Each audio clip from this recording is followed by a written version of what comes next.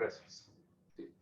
Bueno, recuerden aquí de lo que se trata, como nos están pidiendo directamente demostrar que el límite no existe, entonces vamos nosotros a proponer trayectorias porque la condición de existencia de un límite de funciones de varias variables, en este caso una función escalar de 2 variables, pues para que exista el límite tenemos que obtener el mismo resultado si nosotros nos aproximamos al valor al cual queremos llegar por distintas trayectorias y todos esos resultados nos da lo mismo. Para poder decir que un límite existe, entonces tendríamos que probar todas las posibles trayectorias o hacer una sustitución directa y esperar que el límite nos dé resultados pues coherentes en el contexto de los números reales. Y me comenta que se ve un poco borroso el pizarrón. Déjenme ver si lo puedo acomodar. Creo que es problema de enfoque, entonces déjenme ver si hace con la mano. Creo que ya, ¿verdad? ¿No?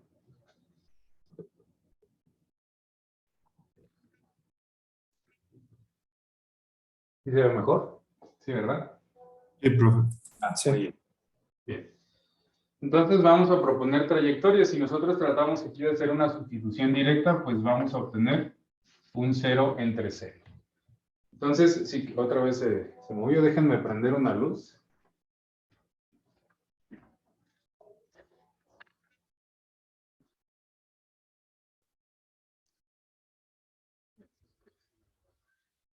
Vamos entonces a proponer trayectorias. Y lo que les comentaba en la clase anterior, pues estas trayectorias, vamos a empezar siempre de lo más simple y las vamos a ir complicando un poco. Y lo más simple que podemos proponer, pues son rectas que contengan a este punto, en este caso el punto que otra vez es el origen. Entonces vamos a proponer rectas que pasen por el punto 0,0. Que sería lo mismo que decir rectas con ecuación y igual a m por x. Entonces nos estamos aproximando con una trayectoria que incluya a cualquier punto que esté sobre una recta, cualquier recta que tenga cualquier pendiente, pero que esta recta pues pase por el origen.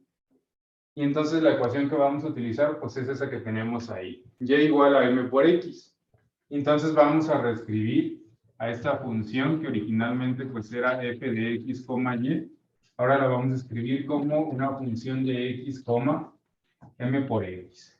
De esa manera restringimos a que los valores que va a tomar y sean los correspondientes para garantizar que el punto esté sobre esa línea recta.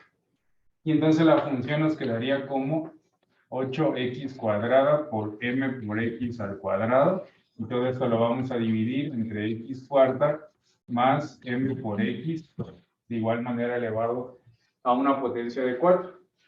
Y vamos a desarrollar esas elevaciones. Esto al final nos quedaría como 8x cuarta por m al cuadrado. Y en la parte de abajo tendríamos x cuarta más m cuarta por x cuarta. En el denominador podemos factorizar x cuarta y lo vamos a cancelar con la que tenemos aquí arriba. Entonces nos va a quedar de la siguiente manera. 8m al cuadrado sobre 1 más m a una potencia de 4. ¿Sí? Todavía podemos, pues, tratar de escribirla de una manera, pues, un poco más propia, pero así ya nos sirve para que nosotros podamos calcular el límite de manera muy sencilla. Si nosotros aquí calculamos el límite cuando x, y tiende a 0,0 de la expresión que es 8m al cuadrado sobre 1 más m a una potencia de 4, pues en realidad ya nada depende ni de x ni de y. Este es el límite de una constante, y el límite de una constante pues es exactamente la misma constante. Y entonces el resultado de este límite nos quedaría como 8m cuadrado sobre 1 más m cuarto, donde m es la pendiente. Y entonces comentábamos la clase anterior al finalizar, que si nosotros decimos, bueno, ¿qué pasa si la pendiente vale 1? Vamos a obtener cierto valor de límite. Y si nosotros cambiamos esa pendiente, vamos a obtener otro valor distinto de límite. ¿Sí? ¿Qué significa esto? Que depende la pendiente de la línea recta que corresponde a la trayectoria con la cual me estoy acercando, el valor de límite que voy a obtener. Y entonces trayectorias distintas, en este caso rectas distintas, me van a dar límites distintos. Por lo tanto, el límite no existe. ¿sí? Porque depende por qué trayectoria me estoy acercando a ese valor en el cual yo quisiera conocer el límite, ¿sí? Y bueno, lo vamos a comentar de manera gráfica. Esta sería la función con la que estamos trabajando, ¿sí? Y vamos a proponer entonces distintas trayectorias que correspondan a líneas rectas. Vamos a empezar por esta de aquí. Y si nosotros nos vamos acercando al origen, pues vamos a cortar al eje Z en cierto valor. Entonces tenemos cierto límite cuando nosotros proponemos esta trayectoria que corresponde a esta línea recta. Vamos ahora a cambiar esta trayectoria. Vamos a proponer una línea recta distinta. Vamos a trabajar, por ejemplo, con esta de aquí. Y nos vamos a ir acercando al origen, ¿sí? Si nos vamos acercando al origen, ahora por esa trayectoria, noten cómo vamos a cortar en una posición distinta al eje Z. ¿Qué significa eso? Que el valor del límite que estaremos obteniendo, pues es distinto. Y nuevamente nosotros podemos modificar. Vamos a proponer una de este lado. Si nosotros nos acercamos con esta de línea recta, pues vamos a cortar claramente ahora en una posición pues más abajo del eje Z. Y entonces ya probamos aquí con 3 trayectorias distintas, como si nosotros nos vamos acercando siguiendo esas trayectorias, pues vamos a estar obteniendo valores distintos del límite. Por lo tanto, el límite de esta función, cuando el punto x, y tiende al origen, ese límite no va a existir. No sé si está claro, si alguien tiene alguna duda con esto. Profe, ¿Sí? pero es que la clase pasada habíamos dicho que si tenía la pendiente o bueno, la constante M, se daba por hecho que existía. Entonces, ¿cómo podemos identificar sin que tengamos la gráfica cuándo sí y cuándo no existe? Ok, bueno, posiblemente entonces en la clase pasada no quedó muy claro lo que les comentaba al final. Cuando nos quede el límite en función de la pendiente, aquí la conclusión ya directa sin ver la gráfica, es decir que el límite no existe, ¿sí? ¿Por qué? Porque si el límite nos queda en función de m, yo cada que cambie el valor de m, voy a calcular un valor distinto del límite, ¿sí? Y entonces significa que para rectas distintas obtengo límites distintos. Entonces, una vez que ustedes ya sustituyeron una trayectoria de una línea recta, desarrollen el límite y el límite les queda en función de m, aquí la respuesta ya es que el límite no existe, ¿sí? Esto me parece que pasó en el segundo ejercicio que ustedes desarrollaron. En el primer ejercicio que hicimos, el límite lo calculamos aquí entre todos y nos dio 0. No dependía de m. Ahí significaba que si no importaba la pendiente por la cual nos estemos acercando, el límite nos iba a dar 0. ¿Por qué? Porque no dependía de la pendiente.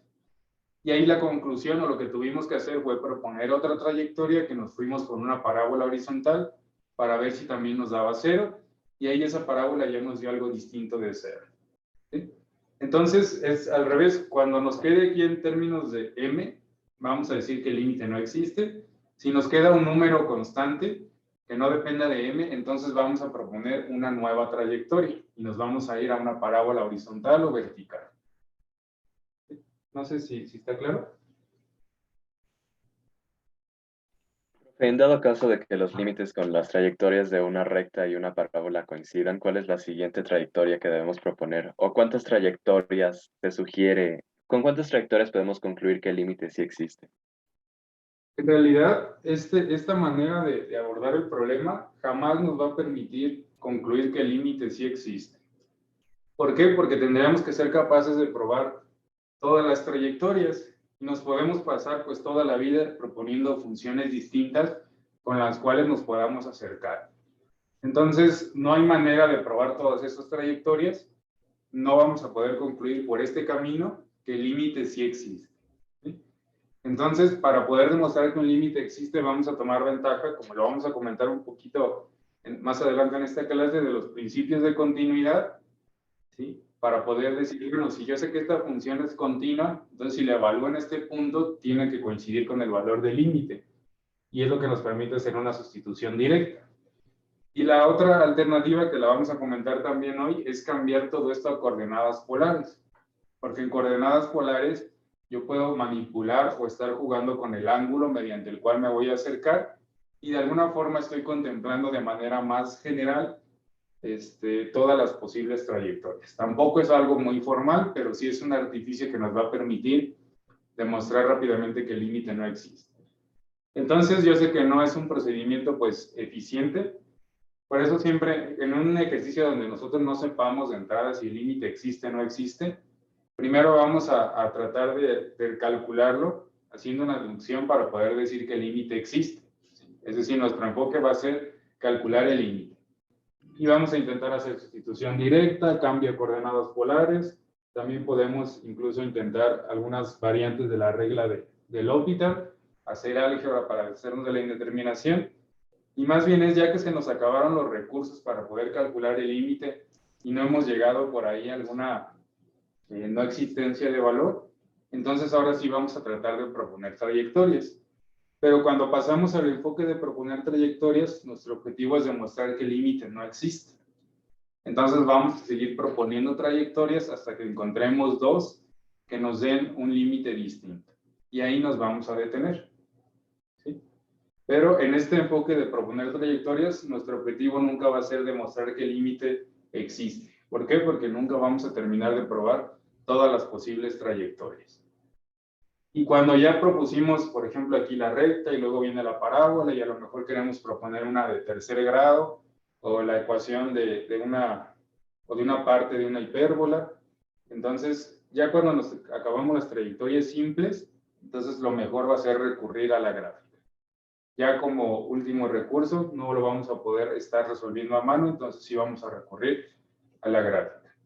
Ya en cálculo vectorial ustedes van a ver pues otros nuevos conceptos que les van a permitir demostrar más rápido que el límite no existe. ¿Sí? Sobre todo cuando hablen en esa clase de los puntos singulares, que son los puntos donde no existe la derivada, y entonces ahí van a poder incluir otros nuevos conceptos para estas funciones. No sé si está claro. Sí, profe, gracias. Y a la pregunta anterior que me comentaban acerca de la pendiente, no sé si se aclaró. Sí, profe. Bueno, no es que, bueno, es que nada más, digamos que la otra era 1 sobre 1 más m cuadrada. Entonces, no sé si el que estuviera el 1 solito arriba afectaba en algo a comparación de que tiene 8m cuadrada. O no importa. No importa, con que quede m, ya sea numerador o denominador, ahí vamos a decir que el límite no existe. ¿Sí? Si queda arriba y abajo m, significa que podría haber algunas pendientes en particulares que sí nos estén dando el mismo valor, porque se va a cancelar lo de arriba con lo de abajo, pero no para la generalidad de todas las rectas. ¿Sí? Ah, ok, sí, profe, muchas gracias. Sí, por nada. Muy bien, entonces, en resumen, siempre que nos proponga calcular un límite, vamos a intentar calcularlo con los recursos que normalmente utilizamos. Ya que no lo logramos y nos agotamos todos estos recursos, entonces vamos a empezar a proponer trayectorias, ahora con el objetivo de demostrar que el límite no existe. ¿Sí? Bien, entonces vamos a seguir trabajando con límites, pero ahora los vamos a aplicar a los principios de continuidad. Ustedes recordarán de cálculo y geometría analítica que en los principios de continuidad, pues está involucrado por ahí la evaluación de límites y que este límite coincida con la función evaluada en ese punto. Vamos a recordar precisamente primero cuáles eran esos tres principios de continuidad en funciones escalares de una variable. ¿Sí? Aquí están para los de dos variables, pero pues son los mismos. Vamos a recordar un poquito lo de cálculo y geometría analítica. Entonces, para poder decir que una función era continua en un punto, se tenían que cumplir tres postulados. El primero, pues nos decía que la función evaluada en ese punto tenía que existir. Tenía que estar definida y nos tenía que dar como resultado un número real. El segundo postulado nos decía que el límite, cuando la variable x, en este caso, se acercaba a cierto valor, a ese valor donde nosotros queríamos saber si la función era continua, ese límite tenía que existir. Entonces lo que se hacía ahí, pues era evaluarlo por la izquierda, evaluarlo por la derecha, y coincidían esos dos valores, pues ya podríamos decir que el límite existía y que tenía ese valor. Y la tercera cuestión que nosotros teníamos que validar, pues era que tanto el límite como la función evaluada en ese punto tenía que coincidir, nos tenía que dar exactamente el mismo número real, ¿sí? Entonces eran tres principios: que existiera la función evaluada en ese punto, que existiera el límite cuando x tendía a ese punto, y finalmente que esos dos, el límite y la función evaluada en ese punto, coincidieran. Si se cumplían esos tres principios, podíamos decir que la función era continua en ese punto, ¿sí? Y esto lo extrapolaban después a funciones que eran continuas en todo un intervalo, que en resumen era decir que la función era continua en todos los puntos que estaban contenidos en ese intervalo. Y no significaba que teníamos que revisar todos y cada uno de los puntos, sino solamente se revisaban aquellos puntos que eran dudosos, donde nos quedaba la duda si la función era continua o no, que casi siempre pues eran puntos que nosotros encontrábamos en funciones definidas a tramos y que probábamos justo cuando cambiaba de regla de correspondencia la función. Entonces, ese es el procedimiento que seguíamos en funciones escalares de una variable. Y en resumen, pues el concepto más simple de continuidad, pues es decir, si yo puedo dibujar la gráfica de una función sin despegar el lápiz del papel, entonces puedo decir que la función es continua en ese intervalo. Si tengo que despegar el lápiz del papel, entonces hay cuando menos una discontinuidad. Bueno, si extrapolamos, bueno, no sé si alguien tiene alguna duda con este breve recordatorio. No sé si lo recuerdan.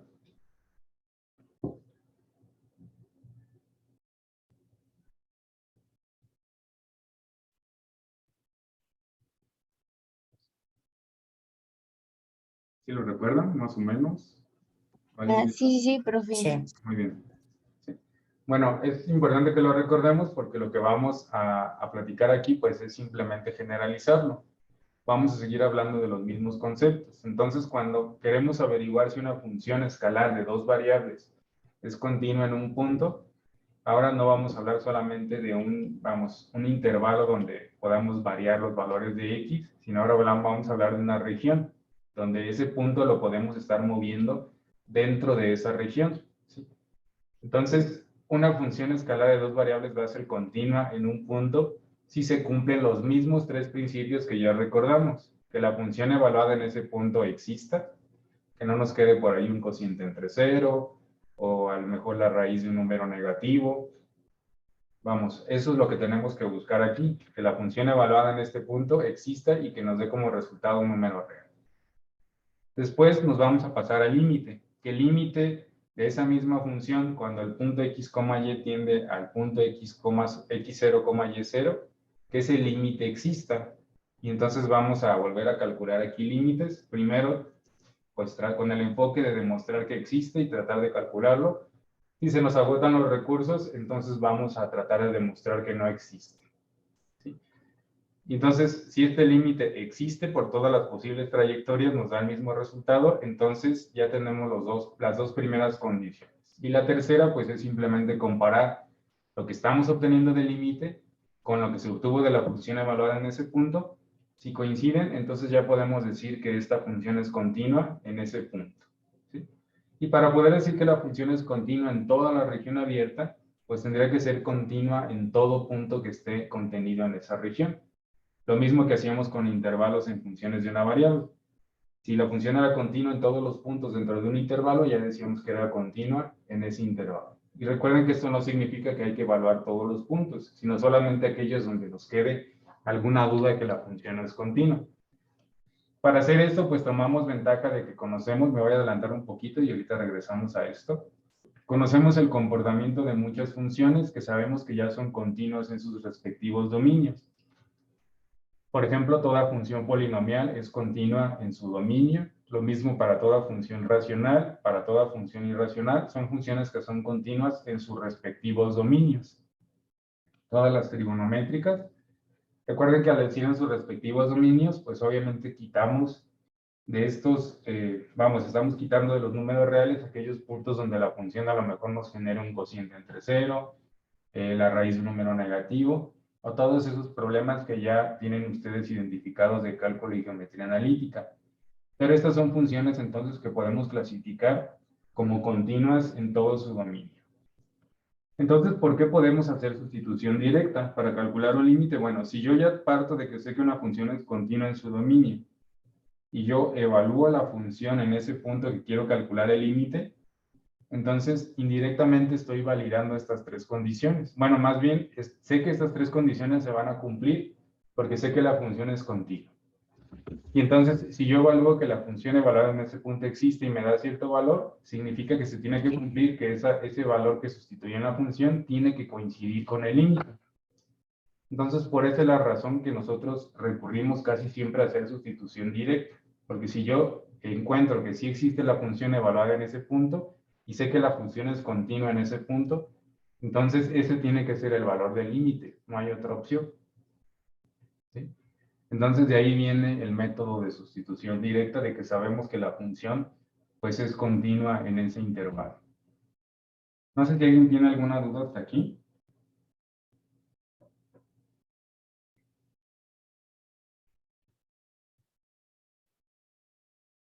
No, profe. Creo que no. Muy bien. Entonces, podemos clasificar a las discontinuidades. ¿Cuándo una función va a ser discontinua? Pues cuando alguno de estos tres principios que hemos estado comentando, pues no se cumple. Que la función evaluada en ese punto no exista, que el límite de la función cuando x, y tiende a ese punto tampoco exista, o alguno de los dos que no exista, o a lo mejor los dos resulta que sí existen, pero que si los comparamos, pues nos dan cosas distintas. Si pasa alguna de estas tres cosas, vamos a decir que la función es discontinua en ese punto, o que la función tiene una discontinuidad en ese punto. Y esas discontinuidades nosotros las podemos clasificar. En resumen, si el límite sí existe, es decir, si el postulado número 2 sí se cumple y el límite sí existe, vamos a decir que la discontinuidad es de tipo evitable o removible. Como su nombre lo dice, significa que nos podemos deshacer de esa discontinuidad si es nuestro objetivo. Si nosotros queremos al final llegar a una función continua y tenemos una discontinuidad evitable, podemos deshacer esa discontinuidad de manera muy sencilla.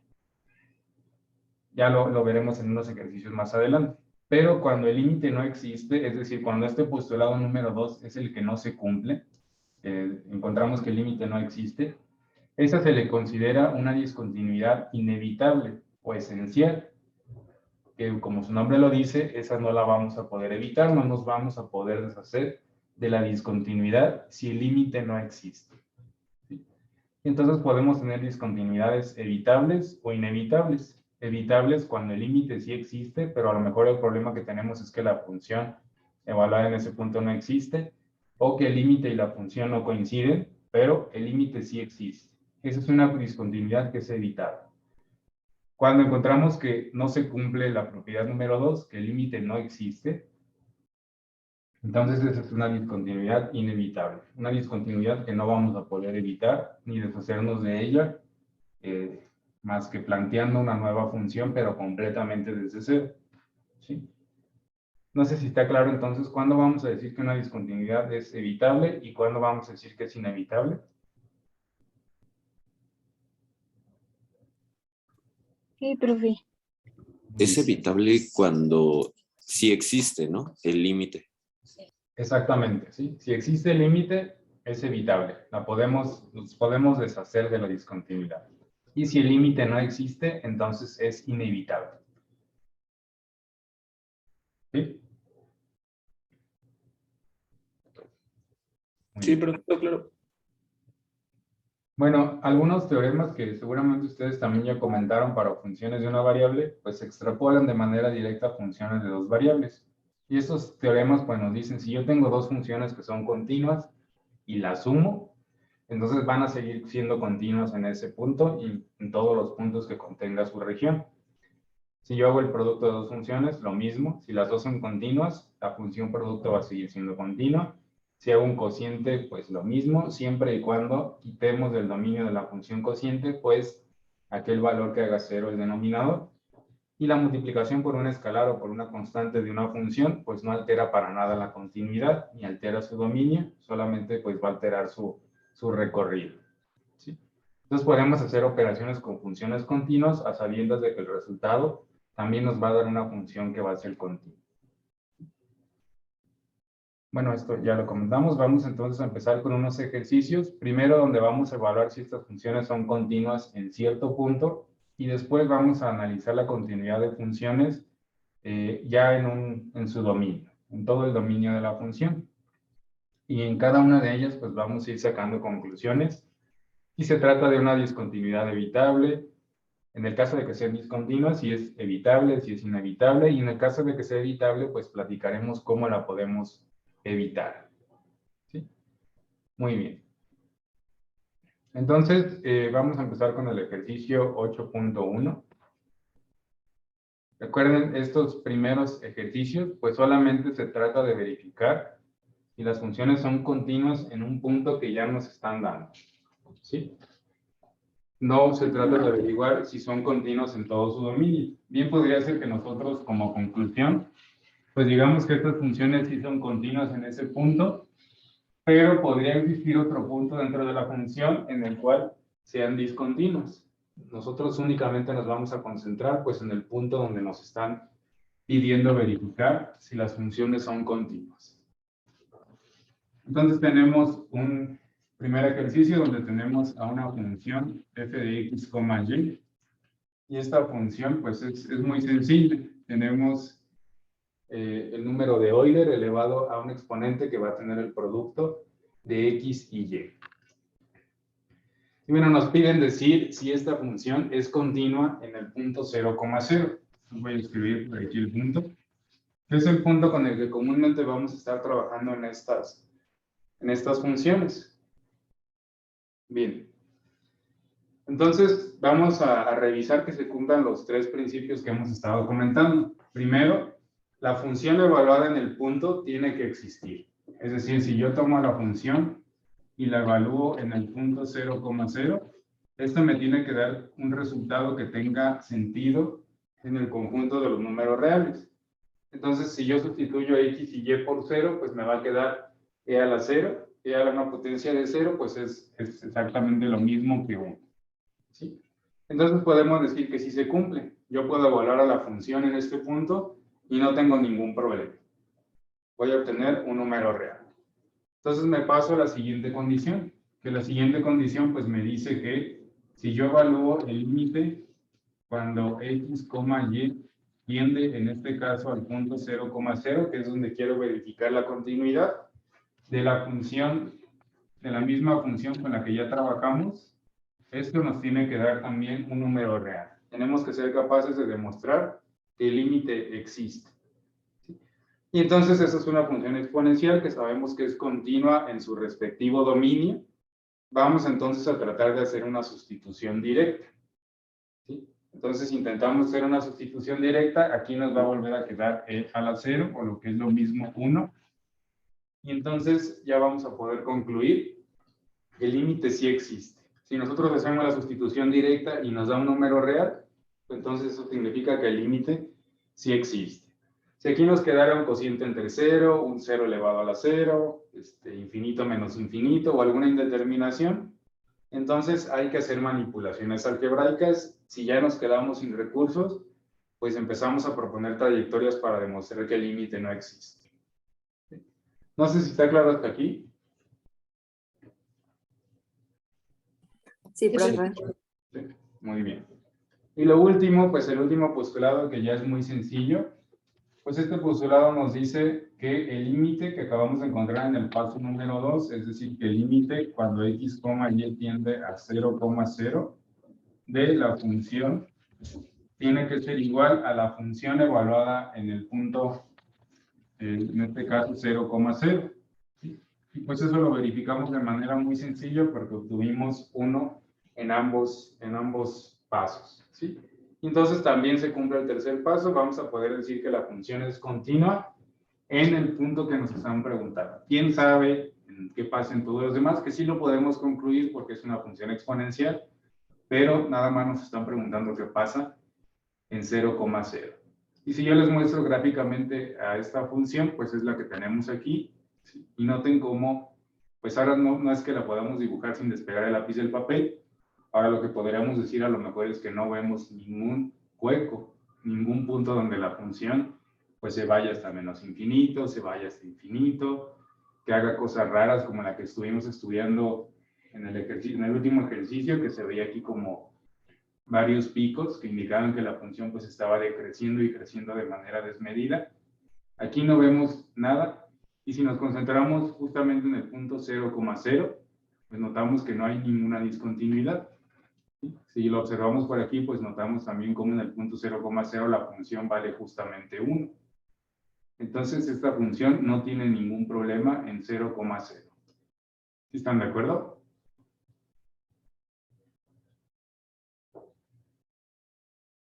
Sí, profe. Muy bien. Entonces vamos a pasarnos al siguiente ejercicio a ver qué pasa con esta función. Y de igual manera después la vamos a ver gráficamente, porque esta función gráficamente pues es, bueno, normalmente es muy popular, se lo encuentran por ahí en muchos libros, porque tiene una forma pues muy peculiar. Entonces vamos a ver qué obtenemos si tratamos de verificar si esta función es continua o no en el punto 0,0. Entonces tenemos ahora a una función que en su regla de correspondencia pues aparecen expresiones trigonométricas, aparecen cocientes y aparece por ahí una diferencia de un número real. Entonces vamos a ver qué pasa con este ejercicio. F de x, y, en este caso va a ser igual a 1 menos el coseno de x cuadrada más y cuadrada, y lo vamos a dividir entre x cuadrada más y cuadrada. Bien. Entonces, empezamos otra vez los mismos tres postulados. La función, tenemos que ser capaces de evaluarla en el punto, que otra vez es el 0,0. Vamos a ver qué pasa si nosotros evaluamos la función en 0,0. Pues esto nos va a quedar como 1 menos coseno de 0. Eso nos quedaría en el numerador. Y en la parte de abajo nos quedaría 0. ¿Sí? Coseno de 0, ¿a qué es igual? A 1. A 1. A 1, así es. Entonces esto lo podríamos escribir como 1 menos 1 sobre 0. ¿Qué podríamos concluir aquí de la función evaluada en ese punto? Que no existe. Que no existe, exactamente. Cociente de 1 entre 0 indica que la función no existe. ¿Sí? Que no existe la función evaluada en ese punto, o que la función evaluada en ese punto está indefinida. ¿Sí? Tenemos un cociente de un número real distinto de 0 entre 0, entonces ya eso nos sirve para concluir que en ese punto pasa algo en la función. Todavía no sabemos qué, con ayuda del límite nosotros podamos averiguar si es que se está yendo a infinito positivo, si es que se está yendo a infinito negativo, si depende hacia dónde se va dependiendo de la trayectoria, así como había funciones en una variable que si por la izquierda a lo mejor se iban a infinito negativo y por la derecha a infinito positivo. Entonces ya desde aquí nosotros podemos decir que la función es discontinua. Aquí nos podríamos detener porque nada más nos están preguntando si es continua o no. ¿Sí? Pero vamos a ver qué pasa si nosotros evaluamos el límite para poder decir si la discontinuidad es evitable o inevitable. De entrada ya sabemos que va a ser discontinua, pero vamos a ver si existe el límite, vamos a decir que es evitable. Si no existe el límite, vamos a decir que es inevitable. Y entonces tenemos que calcular el límite cuando x, y tiende a 0,0 de 1 menos el coseno de x cuadrada más y cuadrada sobre x cuadrada más y cuadrada. Y entonces vamos a ver qué pasa si nosotros tratamos de hacer una sustitución directa. Esto nos quedaría entonces como, pues prácticamente lo mismo que aquí arriba. ¿Sí? Bueno, vamos a dejarlo en el contexto de límites. Esto va a quedar como el límite. O bueno, ¿cómo evaluarían ustedes este límite? ¿Qué les daría como resultado este límite? Si lo sustituimos así directamente, pues nos daría 0. Bueno, no existe. Es 1 menos 1 sobre 0. Sí, este es un límite que no existe, pero ¿qué podríamos decir? Que es que la función se va a infinito positivo, a infinito negativo, ¿o qué conclusión podríamos sacar con ayuda del límite?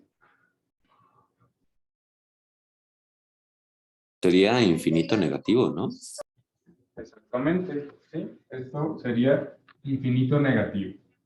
¿Sí están todos de acuerdo? Sí, profe. Sí. ¿Sí? Sí. Muy bien, recuerden que con rigor un límite que nos da como resultado infinito o menos infinito es un límite que no existe, ¿sí?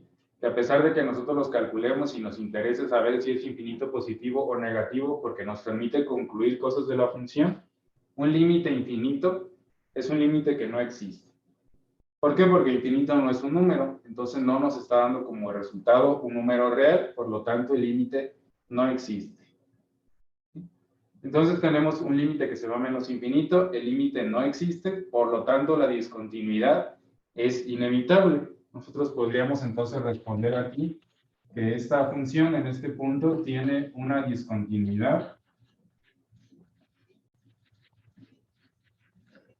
de tipo inevitable. ¿Por qué inevitable? Porque el límite no existe. Sabemos que se va a menos infinito, pero el límite no existe. ¿No podemos aplicar algún tipo de álgebra? Podemos intentarlo, pero recuerden que es muy diferente cuando a nosotros nos queda, por ejemplo, si hacemos la sustitución directa, pues va a quedar exactamente lo mismo que aquí arriba. Es muy diferente cuando aquí nos queda un 1 entre 0, porque eso es algo que no existe. Un cociente de un número real distinto de 0 entre 0 es algo que no existe. Esta ya no es una indeterminación. Si aquí nos hubiera quedado 0 entre 0, si en lugar de aquí de un 1 nos hubiera quedado 0 entre 0, esa es una forma indeterminada. Entonces, al hacer sustitución directa en un límite, si aparece 0 entre 0, ahí significa que sí tenemos que seguir haciendo algo.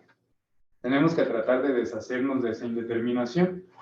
Pero si en el límite queda 1 entre 0, 3 entre 0, cualquier número real distinto de 0 entre 0, ese es un límite que o se va a infinito positivo o se va a infinito negativo. ¿Sí? No sé si está claro.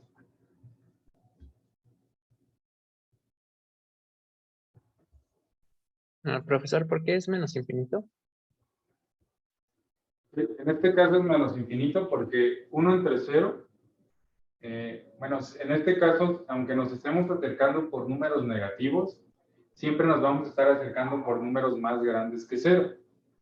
¿Por qué? Porque aquí yo puedo sustituir pues números muy cercanos a 0, que bien podría ser negativos o positivos, o una combinación de positivo con negativo, negativo y positivo, pero al elevarse al cuadrado pues se van a convertir en positivos. Entonces, esto siempre me va a quedar un número muy cercano a 0, pero positivo. ¿Sí? Es decir, vamos a estudiar justamente esta parte de aquí, y en el denominador siempre vamos a tener números muy cercanos a 0, pero positivos. Y después, en la parte de arriba, pues el coseno de 0 no está indefinido, aquí nos va a quedar un 1. Entonces voy a estar definiendo un 1 positivo entre un casi 0 positivo. Esto me va a quedar pues un número muy, muy grande y positivo además. Entonces, esto me está dando como resultado infinito positivo. Pero la operación que tengo aquí ya completa de toda la función es un 1 positivo menos infinito. Entonces, 1 positivo menos infinito, pues lo que me va a dar como resultado es menos infinito. ¿Sí? Ok. Gracias. Muy bien. No sé si quedó claro entonces la diferencia entre cuando nos queda 0 entre 0, que esa se hizo una forma indeterminada y hay que hacer algo más, pero si nos queda un 1 entre 0 o cualquier número distinto de 0 entre 0, ahí ya hay que ver si esto es infinito positivo o infinito negativo. No sé si está claro.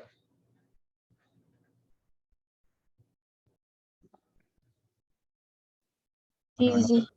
Confirma, gracias. Esta sería la gráfica entonces de la función.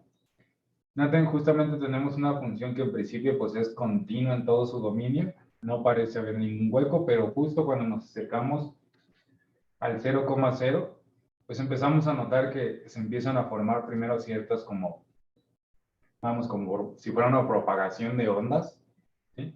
Y justo en el 0,0, si yo le pongo aquí una vista superior, pues estoy viendo un hueco, ¿sí? No es un hueco que tenga aquí una circunferencia de cierto radio, aquí ya más bien depende de qué tanto, yo le dé zoom hacia afuera de la función para darnos cuenta que ahí pues sigue decreciendo de manera desmedida. porque no voy a terminar aquí de darle suma hacia afuera, y la función pues va a seguir creciendo, decreciendo y decreciendo. Entonces, esta función en ese punto se va hasta menos infinito, que es precisamente lo que acabamos de encontrar. ¿Sí? Primero tratamos de guardar la función en este punto, no lo pudimos hacer, y después calculamos el límite y nos dimos cuenta que la función en ese punto se va hacia menos infinito. ¿Sí? No sé si está claro, ahora que lo vemos gráficamente, pues nos puede servir para contrastar con lo que acabamos de hacer para ver que las conclusiones que estamos obteniendo pues eran las mismas. No sé si está claro, si alguien tiene alguna duda.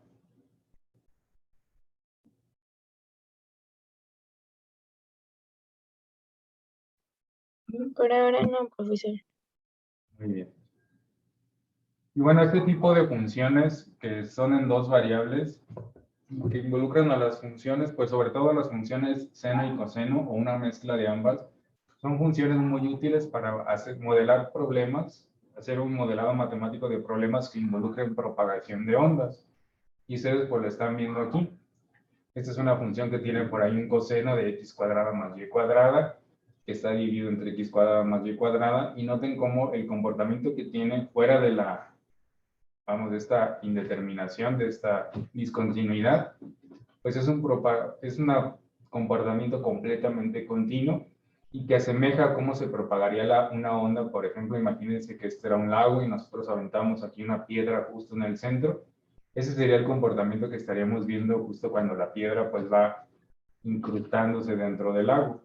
¿Sí? Entonces, este tipo de funciones, posiblemente ustedes que las encuentren más adelante, si por ahí les toca hacer un modelado matemático de un problema de propagación de ondas. ¿Sí? Y van a empezar a ver que estas funciones coseno y coseno son muy útiles precisamente para este tipo de fenómenos. Muy bien. Entonces, bueno, ya hemos estudiado discontinuidad de funciones, pero cuando nos piden estudiarla, pues explícitamente en un punto. ¿Sí? Vamos a ver entonces ahora qué pasaría cuando nos preguntan si ciertas funciones pues son continuas en todo su dominio. Es decir, cuando nos dicen explícitamente que la evaluemos en un punto. Y entonces aparecen este tipo de funciones, que son las funciones que ustedes estudiaban en cálculo y geometría analítico, que se conocen como definidas pues, a tramos, a trozos o en intervalos, que no es otra cosa más que precisamente nos están diciendo qué regla de correspondencia vamos a utilizar cuando se cumplen ciertas condiciones para los valores del dominio. En funciones de una variable, pues casi siempre era si x es menor que menos 2, utiliza esta regla de correspondencia, si x es mayor que menos 2, utiliza esta otra. La más popular de estas funciones que se define así, pues es la de valor absoluto, que esa nos dice que si x es mayor o igual que 0, la regla de correspondencia en la función identidad. Si x es menor que 0, entonces la regla de correspondencia es menos x. ¿Sí? Esa es la función quizá más común que podemos definir con estas características, mediante tramos o a trozos, o con intervalos que pueda tomar en el dominio de x. Cuando hablamos de funciones escalares de dos variables, pues la función es la misma. Aquí nos tienen que acotar qué está pasando para ciertos valores de x y de y. En este caso, pues es difícil, aunque sí aparecen por ahí en algunas aplicaciones ingenieriles, que nos digan que, por ejemplo, que x sea mayor que 0 y que y sea mayor que 0, o que x sea menor que 0 y y sea menor que 0. Aquí la utilidad más grande que tiene definir una función a tramos, pues es cuando queremos precisamente deshacernos de discontinuidades, que si yo ya encontré que existe una discontinuidad evitable, entonces puedo redefinir la función de tal forma que en ese valor, que sé que no existe la función evaluada en ese punto o que no coincide con el límite, yo pueda redefinir la función para que coincida con el límite.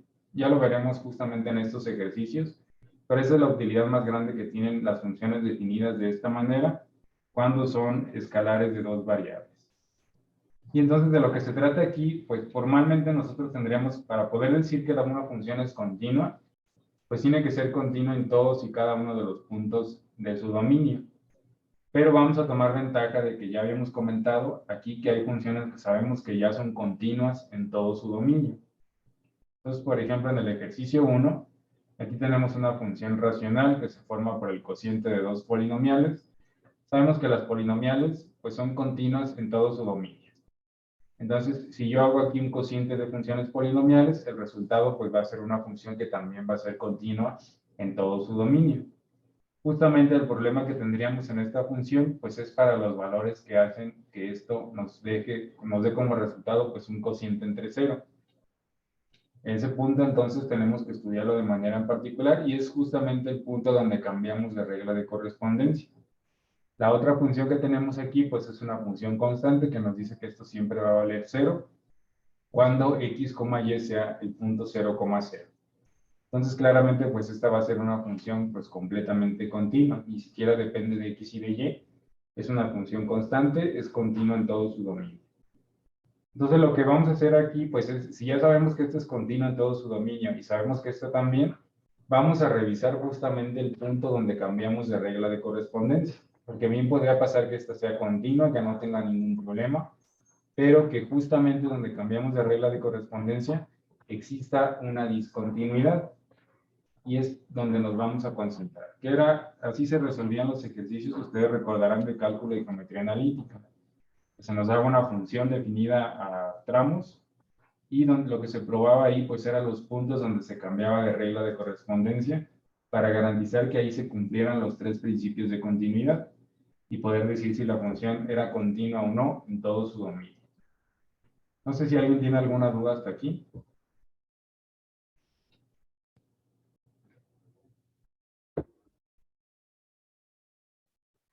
No, Creo que profe. por el momento no, profe.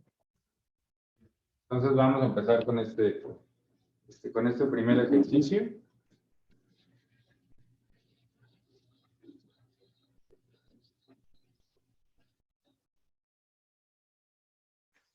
Entonces, este es el ejercicio 9.1.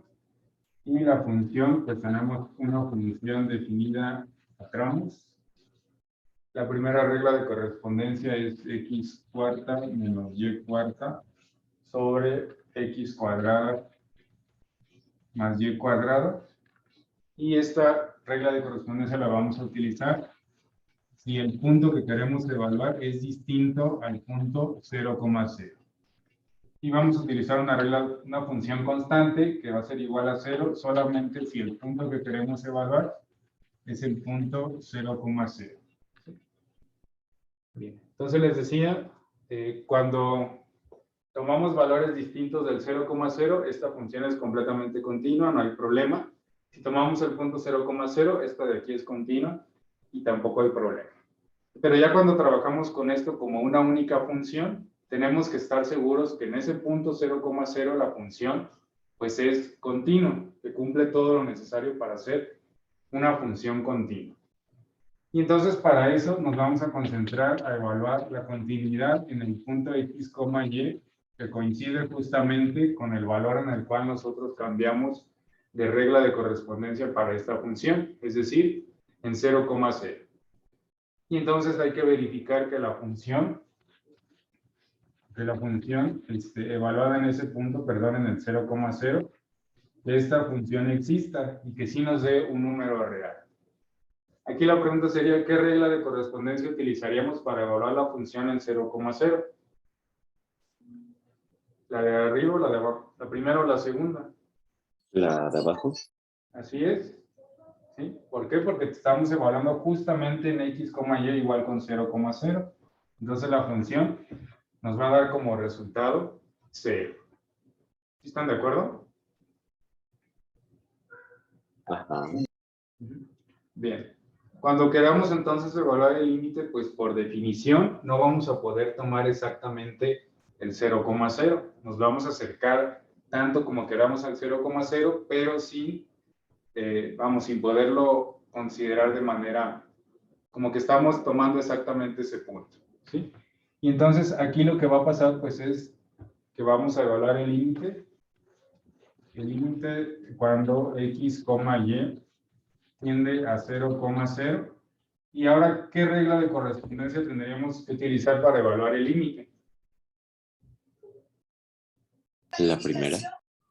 Así es, tiene que ser la primera, porque si no vamos a tomar exactamente el valor, porque nada más estamos tendiendo a él tanto como queramos. Entonces tenemos que utilizar la regla de correspondencia que tenemos aquí arriba, que es x cuarta menos y cuarta sobre x cuadrada más y cuadrada. ¿Sí? Y este límite, entonces, tendría que existir. ¿Sí? Si tratamos de hacer sustitución directa, pues vamos a tratar de hacerlo, y entonces en la parte de arriba nos va a quedar 0, y en la parte de abajo nos va a quedar 0 también. ¿Sí? Entonces, este límite nos está dando una forma indeterminada. Aquí aparece lo que comentábamos en el ejercicio anterior. Si aquí nos hubiera quedado 1 entre 0, o cualquier número distinto de 0 entre 0, entonces este es un límite que no existe, que se va o a infinito positivo o a infinito negativo. Pero nos está quedando 0 entre 0. Aquí lo que significa es que sí podemos entonces tratar de deshacernos de esta indeterminación. ¿Sí? ¿Y qué se les ocurre que podríamos hacer aquí para deshacernos de esa indeterminación? ¿L'Hopital?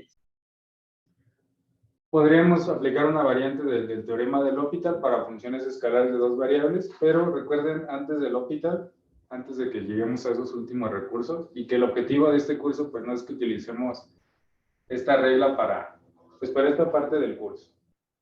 Diferencia de Podemos cuadrados. Así es, una diferencia de cuadrados, ¿sí? Si le llamamos a esta de aquí la función f de x, y, entonces vamos a reescribir a la función. La vamos a cambiar, recuerden, con formalidad por una función que sea igual a esta en un entorno reducido, pero en la cual sí podamos aplicar sustitución directa. Pues vamos a separarlo de arriba justamente como una diferencia, es una diferencia de cuadrados, lo vamos a separar como un producto de binomios conjugados. Entonces nos va a quedar x cuadrada menos y cuadrada por x cuadrada más y cuadrada. Y esto se estaba dividiendo entre x cuadrado más y cuadrado. Entonces vamos a poder cancelar esto. Y la función es simplemente x cuadrada más y cuadrada. ¿Sí? Y ya que logramos entonces tenerla de esta manera, ya vamos a poder calcular el límite. Perdón, aquí nos quedaríamos con el menos. Entonces este límite va a ser igual al límite de una nueva función, x, y, tendiendo a 0,0, y el límite que vamos a calcular pues ahora simplemente es x cuadrada menos y cuadrada, que aquí sí podemos hacer sustitución directa y nos damos cuenta que el límite pues es igual a 0. ¿Sí? Y finalmente el tercer postulado pues nos dice que la función evaluada en el punto 0,0 tendría que ser igual al límite cuando x, y tiende a 0,0. En este caso de la función, pues si ya simplificada nos quedó como x cuadrado menos y cuadrado. Y nosotros pues notamos que esos dos límites, esos dos resultados pues sí coinciden, nos dan 0, entonces podemos concluir que la función es completamente continua en todo su dominio. No sé si está claro, si alguien tiene alguna duda.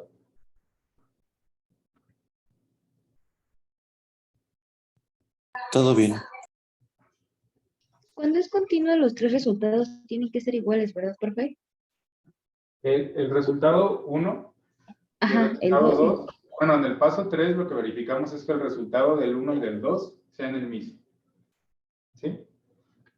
Es decir, el postulado 3 se trata de verificar que la función evaluada en el punto nos dé lo mismo que el límite evaluado en ese punto. ¿Sí? No sé si me explico.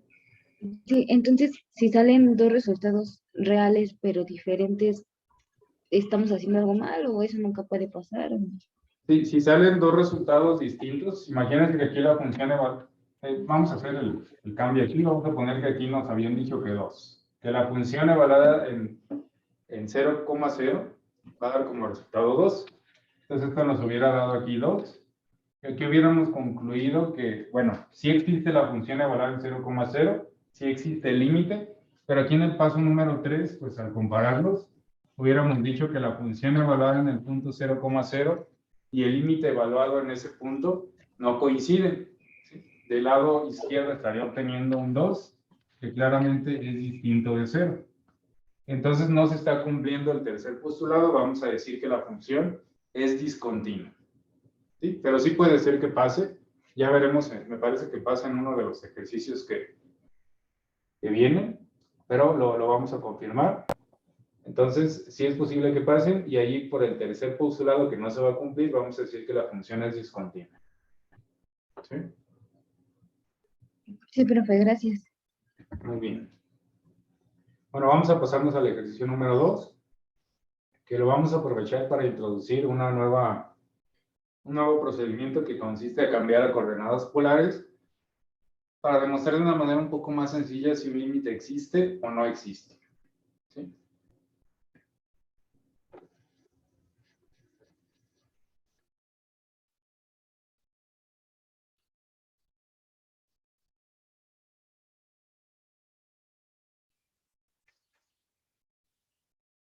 Entonces tenemos ahora una nueva función, muy similar a la anterior,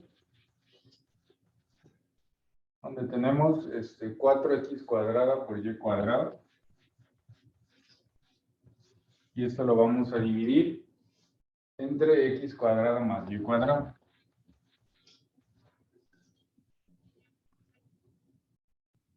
Bueno, más bien, perdón. Esta es una función también definida a tramos. Entonces, esta sería la primera función. Y la segunda, pues nos da aquí como resultado 2. La primera la vamos a utilizar si x, y es distinto de 0,0. Y la segunda, si x, y es igual a 0,0. Bien, vamos a ver qué pasa con esta función. Nuevamente son funciones pues, que son continuas en sus respectivos dominios, entonces solamente vamos a estudiar qué pasa cuando lo consideramos todo esto como una sola función. ¿Qué pasa justamente en el punto? Otra vez en el 0,0. En x, y igual a 0,0. Y volvemos a partir de los mismos tres postulados. La función evaluada en 0,0 tendría que existir, y en este caso pues sí va a existir. Nosotros evaluamos a la función f en 0,0, estamos justamente en esta condición, entonces la función nos va a dar como resultado 2. ¿Sí? ¿Sí están de acuerdo? Sí, profe. Bien. Entonces nos pasamos al límite.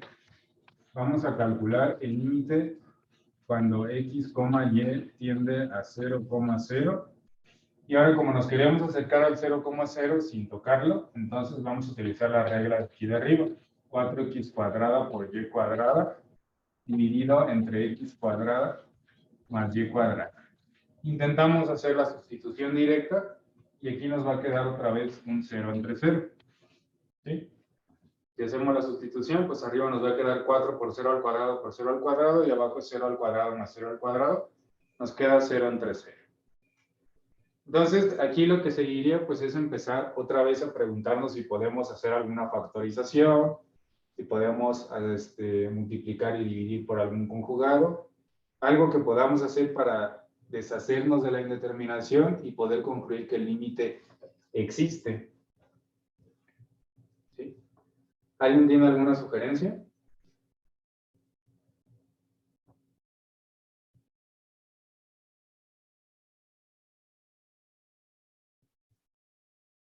Sí tendremos que multiplicar por el conjugado del denominador, ¿no, profe?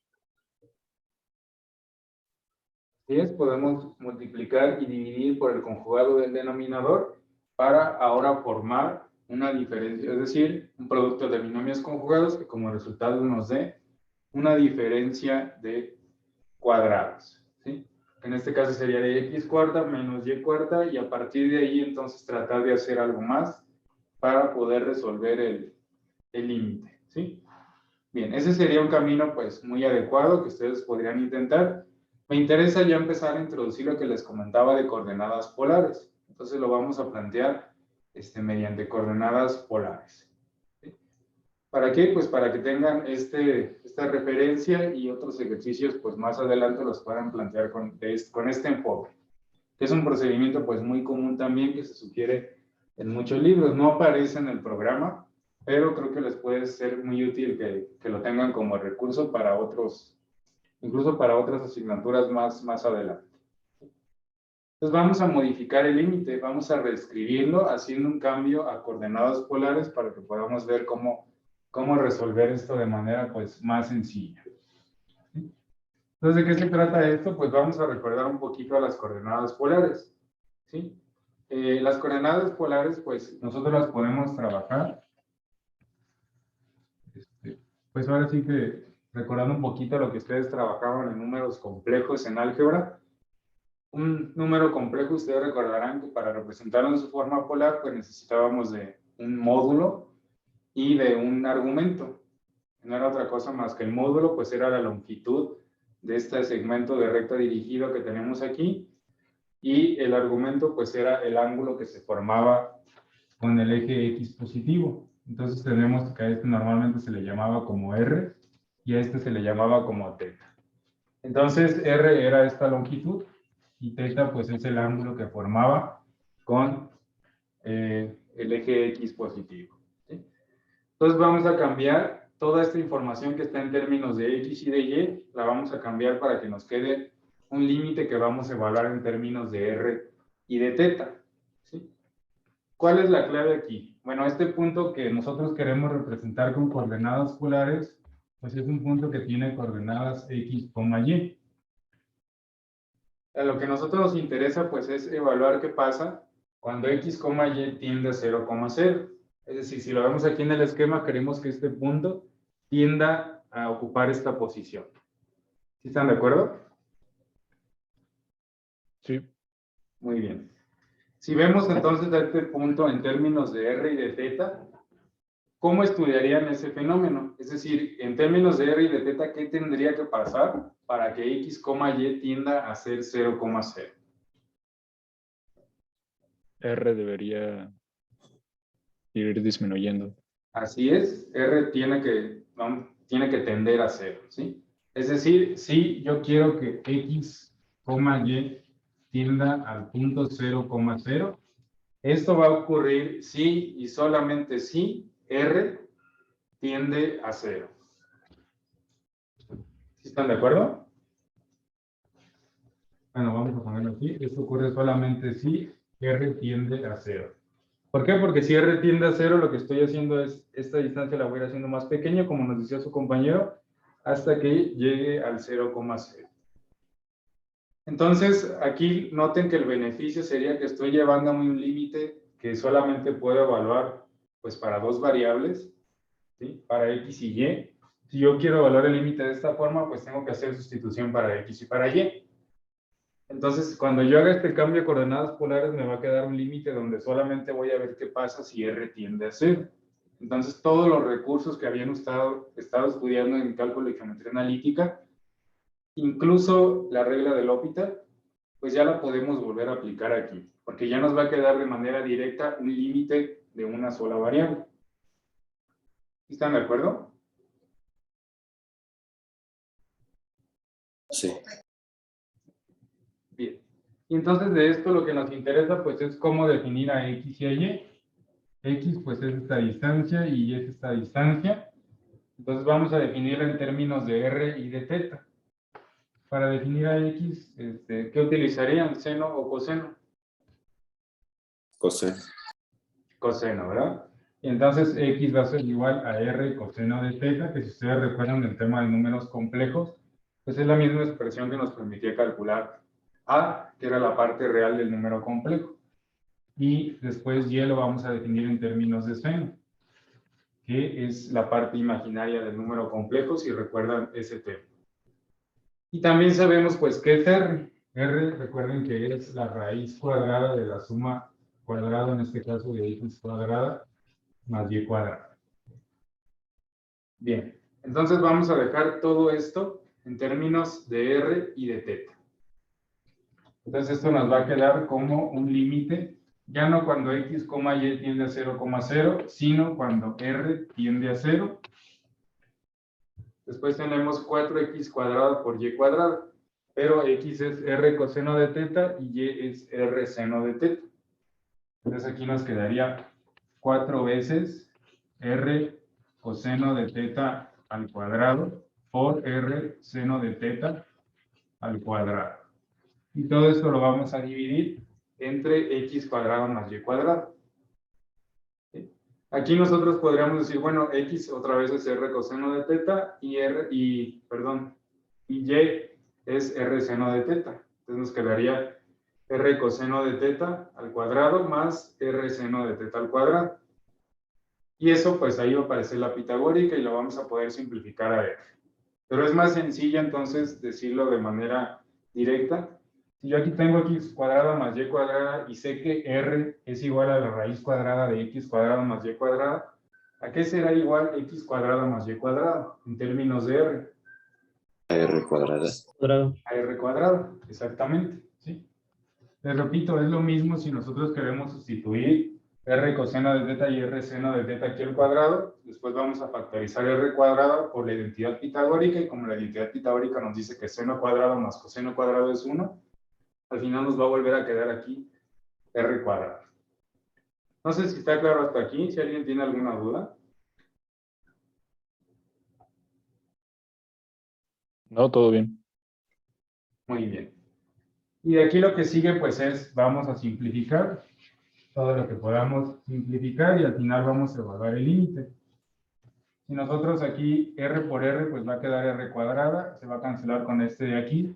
Entonces esto va a ser simplemente el límite cuando r tiende a 0 de 4 coseno cuadrado de teta por seno cuadrado de teta. Profesor, ¿Sí? ¿no sería R cuadrada, bueno, por Sí. todo eso? Exactamente, sí, perdón. Aquí se me olvidó que estaba elevado al cuadrado.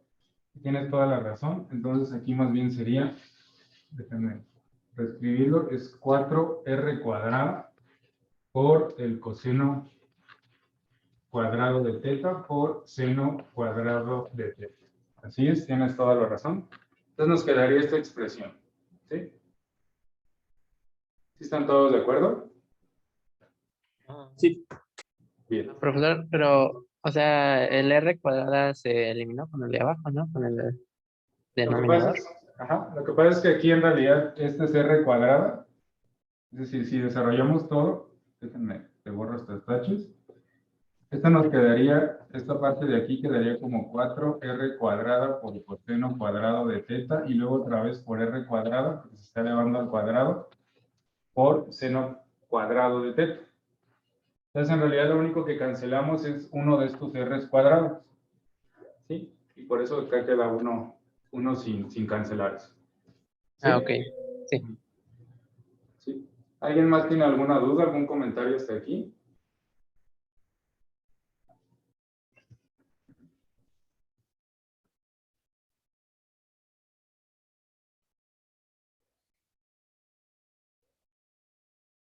Creo que todo bien. Sí, igual. Muy bien. Entonces, ¿cuál es la ventaja de hacer todo esto? Que este límite que tenemos aquí, pues es mucho más sencillo que resolver. Este de acá es un poco lo mismo que hacíamos con sustitución trigonométrica en integrales. Esto lo hacemos con la idea de que el límite sea más sencillo de resolver. Así como en sustitución trigonométrica, pues se hacía con el objetivo de que la integral pues fuera más sencilla de resolver. Si nos estamos complicando la integral o nos estamos complicando el límite, pues obviamente esto no tiene sentido. Aquí si yo quiero evaluar el límite cuando nada más r tiende a 0, pues todo esto se va a hacer 0 y puedo concluir que el límite es 0. ¿Sí? Y ese entonces es el límite de esta expresión.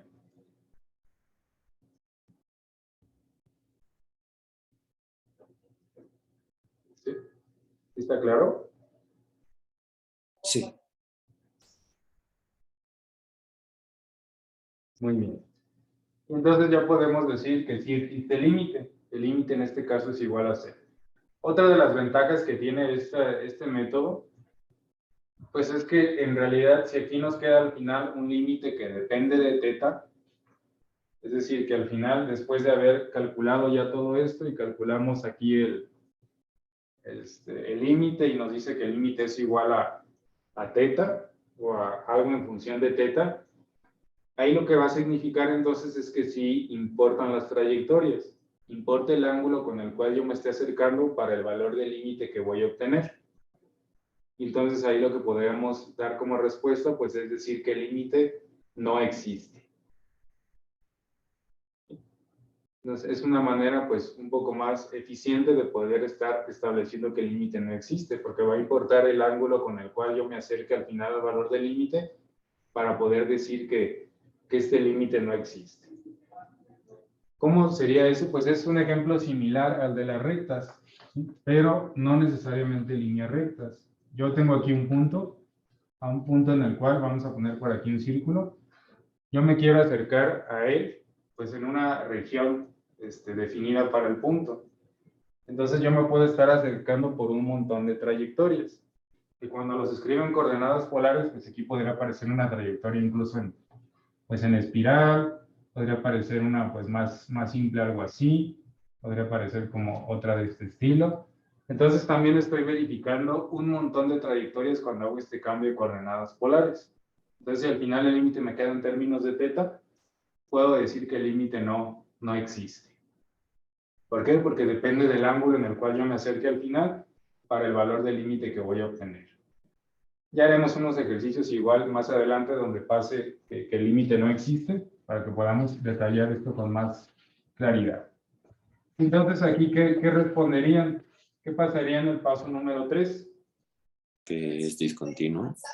Es discontinuo, exactamente. ¿Por qué? Porque la función evaluada en el punto, la función evaluada en 0,0 es distinta al límite cuando x, y tiende a 0,0 de la misma función. Entonces, como no son iguales, de un lado obtengo 2 y del otro obtengo 0, y pues claramente 0 es distinto que 2, entonces la función es discontinua. ¿Están de acuerdo?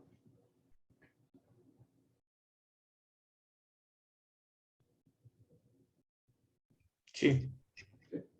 Bien, y entonces ahora vamos a clasificar la discontinuidad. ¿Será una discontinuidad evitable o inevitable? Es evitable, ¿no?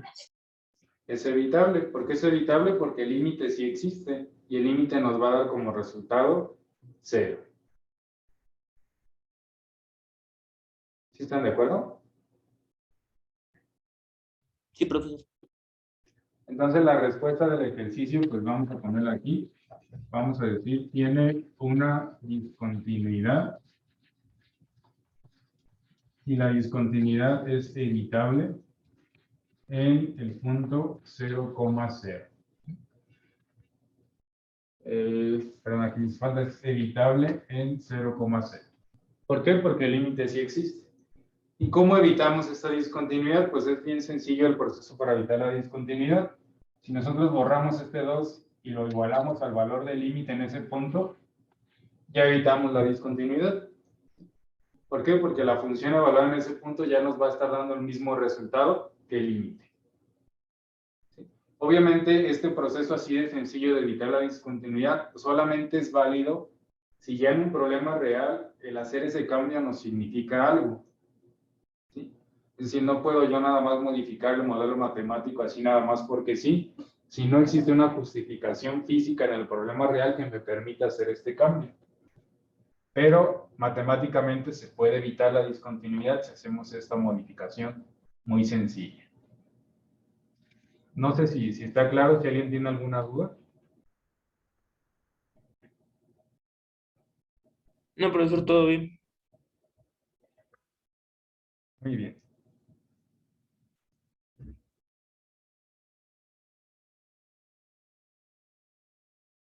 Bueno, les voy a pedir que ustedes me apoyen resolviendo el 9.3. Por si hubiera alguna duda, pues me lo hagan saber. También les recomiendo que cuando traten de evaluar el límite, pues utilicen esto que acabamos de comentar, hacer un cambio a coordenadas polares para que lo practiquen y si hubiera alguna duda, pues lo podamos plantear todos en el pizarrón. Entonces ya saben, si van terminando me van comentando su conclusión y si se atoran o tienen alguna duda, pues me lo indican para que los pueda ir apoyando.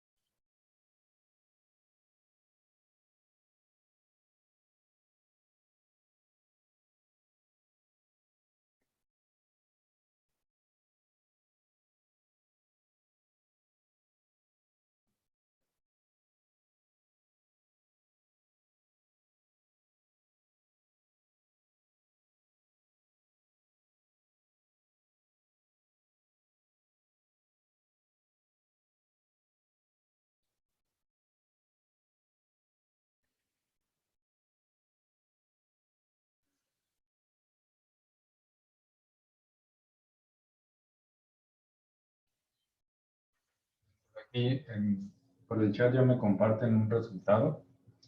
Dicen que F es discontinua en el punto 0,0. No sé si alguien ya concluyó lo mismo.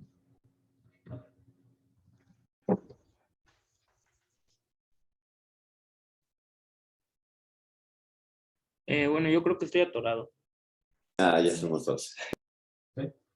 Bueno, vamos a irlo revisando aquí entre todos para que, pues justamente ese es el objetivo, que podamos, que salgan las dudas. Entonces vamos a revisarlo.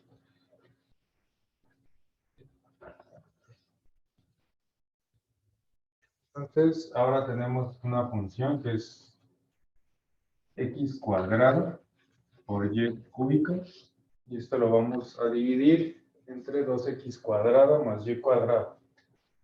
Ajá. 2x cuadrada más y cuadrada.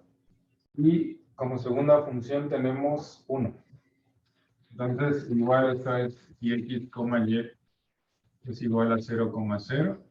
Y esto es si x, y es distinto de 0,0. Y entonces, nuevamente, los tres principios tenemos que revisar en x, bueno, en x, y igual a 0,0. Y lo primero, pues, es que la función evaluada en 0,0, pues que sí esté definida. Entonces nos damos cuenta que si x, y es igual a 0,0, pues la función nos va a dar como resultado, en este caso, 1. Entonces la función sí está definida, no hay ningún problema. Nos pasamos al límite. Y aquí tendríamos entonces que calcular el límite cuando x, y tiende a 0,0 de la función x cuadrada por y cúbica sobre 2x cuadrada más y cuadrada. Intentamos hacer sustitución directa y esto nos va a quedar como 0,0. Este es 2 y este es 3. Perdón, 0 sobre 0. Entonces tenemos una forma indeterminada y vamos a volverlo a hacer mediante coordenadas polares para que ejercitemos esta parte de hacer los cambios. Entonces, ¿qué hay que tener presente cuando vamos a hacer este cambio? Pues primero, ¿cómo vamos a cambiar la evaluación del límite? Recuerden que decimos que x, y tiende a 0,0, sí y solo si r tiende a 0. Y entonces todo este límite que es de x, y, lo vamos a cambiar por un límite simplemente cuando r tiende a 0. Y entonces tenemos que reescribir esta expresión en términos de r y de t. Y las expresiones que hay que recordar aquí entonces es que x es igual a r coseno de teta, que y es igual a r seno de teta, y podría sernos útil, como en el ejercicio anterior, pues recordar que r es igual a la raíz cuadrada de x cuadrada más y cuadrada. ¿Sí? Entonces vamos a hacer la sustitución. En la parte de arriba tenemos x cuadrado, pero x es r coseno de teta. Entonces nos quedaría r coseno de teta al cuadrado. Por y cúbica, pero y es r seno de teta. Entonces aquí quedaría r seno de teta y todo al cubo. Y se está dividiendo entre 2x cuadrada más y cuadrado. Aquí no podemos utilizar la de r porque este 2 nos estorba. Entonces aquí sí vamos a tener que sustituir para x y sustituir también para y. Entonces esto nos va a quedar como 2 por r coseno de teta y todo al cuadrado, y también por r seno de teta, perdón, más, este es más r seno de teta y todo al cuadrado. No sé si alguien tiene alguna duda hasta aquí. No, profe. No. Bien. Entonces vamos a simplificar, vamos a desarrollar para que este límite pues empiece a dejar de estar en su forma indeterminada, porque si aquí tratamos de evaluarlo, pues todavía aparece un 0 entre 0. Entonces, aquí nos va a quedar r cuadrada por r cúbica. Podemos dejarlo como r quinta, que multiplica a coseno cuadrado de teta por seno cúbico de teta. ¿Sí? Y en la parte de abajo, pues nos va a quedar como 2. Al final podemos factorizar un r cuadrada. Entonces vamos a dejarlo aquí como r cuadrada por 2 coseno cuadrado de teta. más seno cuadrado de teta. No sé si están de acuerdo con esto, si alguien tiene alguna duda. No, ok. Muy bien. Y entonces podemos cancelar r cuadrado del denominador. Entonces nos va a quedar el límite cuando r tiende a 0. En la parte de arriba va a quedar r cúbica por coseno de teta. Coseno cuadrado de teta por el seno cúbico de teta. Y todo esto dividido entre 2 coseno cuadrado de teta más seno cuadrado de teta. Y aquí ya podemos calcular el límite. El límite cuando r tiende a 0, pues todo esto se va a hacer 0. Nada más tenemos r en el numerador. Entonces podemos hacer sustitución directa y concluir que el límite es igual a 0. ¿Están de acuerdo?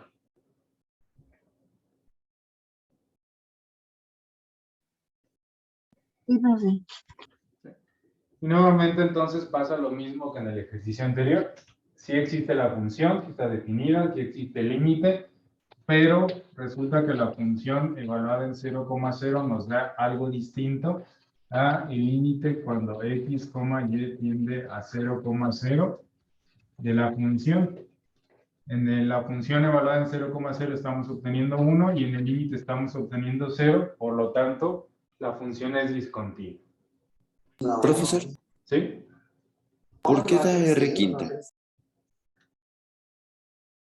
R quinta, ok, lo que pasa es que aquí tenemos x cuadrado por y cúbica. Entonces tendríamos, ¿sí? ¿Ya lo viste? Perdón, es que creí que era al cuadrado y así lo tenía. Ah, no, sí es seno cúbico. Bueno, y cúbica. Sí, gracias. Entonces, ¿qué tipo de discontinuidad tenemos aquí? Igual Es evitable. evitable. Así es evitable porque sí existe límite. Si quitamos ese 1 y lo cambiamos por 0, ya nos deshicimos de la discontinuidad, matemáticamente. ¿Sí? Muy bien. Entonces, no sé si alguien tiene alguna duda con alguno de estos procedimientos.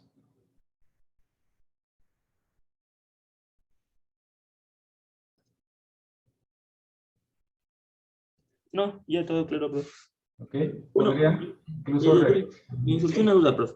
En caso de que cambiemos a coordenadas polares y de igual forma nos siga quedando algo indeterminado, ahí es ya de que el límite no existe. No, mientras siga quedando 0 entre 0, ahí lo que significa es que tenemos que seguir intentando alguna forma de deshacer la indeterminación o de empezar a proponer trayectorias. ¿Sí? Mientras siga apareciendo 0 entre 0, no hemos terminado, no podemos cumplir todavía nada. Si ya cuando cambian a coordenadas polares y les queda por ahí un 1 entre 0, un 2 entre 0, entonces ahí sí, el límite ya no existe. ¿Sí? Sí, gracias. Muy bien. Pueden tomar incluso estos ejercicios que habíamos resuelto aquí, haciendo el cambio a coordenadas polares y sacar las mismas conclusiones que ya habíamos obtenido en estos ejercicios. Entonces pueden... Ajá.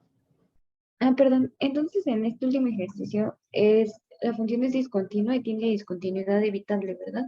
Así es, la función es discontinua en 0,0 y la discontinuidad es evitable. Así es. Ok, gracias.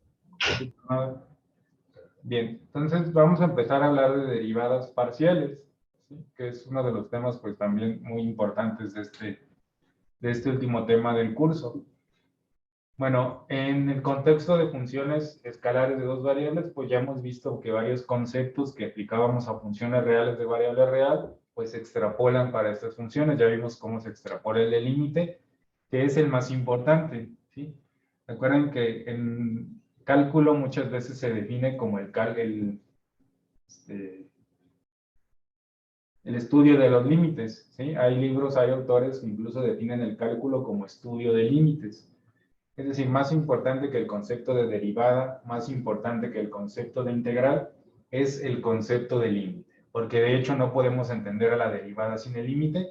Y aquí justamente estudiamos el teorema fundamental del cálculo y el concepto de integral definida gracias a que podemos calcular límites. Entonces, derivada e integral dependen del concepto de límite, por lo tanto, el concepto de límite es en realidad el más importante de una asignatura de cálculo. Y este incluye cálculo diferencial, cálculo integral, cálculo vectorial. Entonces, el concepto más importante es el de límite.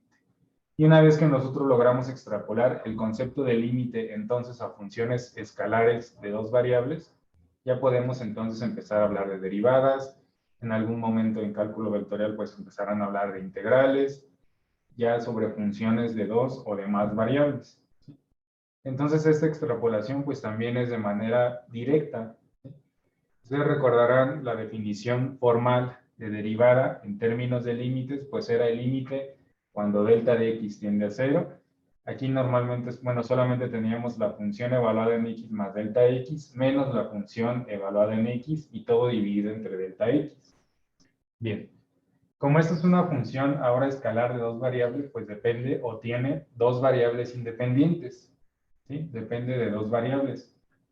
Entonces, es muy importante en el contexto de derivar una función escalar de dos variables, que nosotros digamos respecto a qué variable vamos a derivar. Si vamos a derivar respecto de x o si vamos a derivar respecto de y.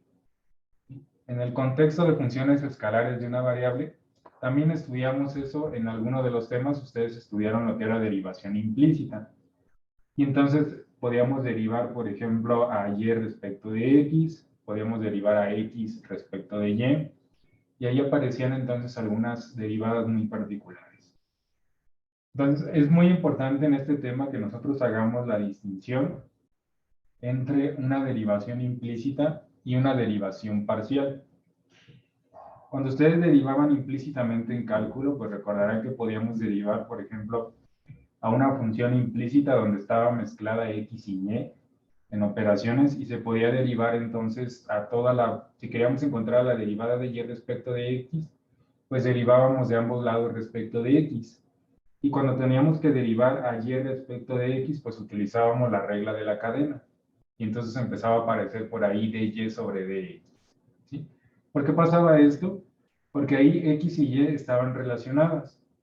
A x se le conocía como la variable independiente y a y como la variable dependiente, porque y dependía de x. Entonces, si yo quería derivar a y respecto de x, y dependía de x. Estoy derivando a una función que depende de la variable sobre la cual estoy derivando. Por eso se hacía lo que se conocía como derivación implícita. ¿Por qué? Porque y dependía de x. Entonces, si yo quería derivar a y respecto de x, sí podía ser un proceso de derivación de manera implícita. Es decir, sé que la variable depende de x, entonces dejo indicada por ahí con regla de la cadena la derivada de y respecto de x. En derivación parcial no es así, es de hecho más sencillo. ¿Por qué? Porque si bien yo tengo una función de dos variables, ambas variables son independientes.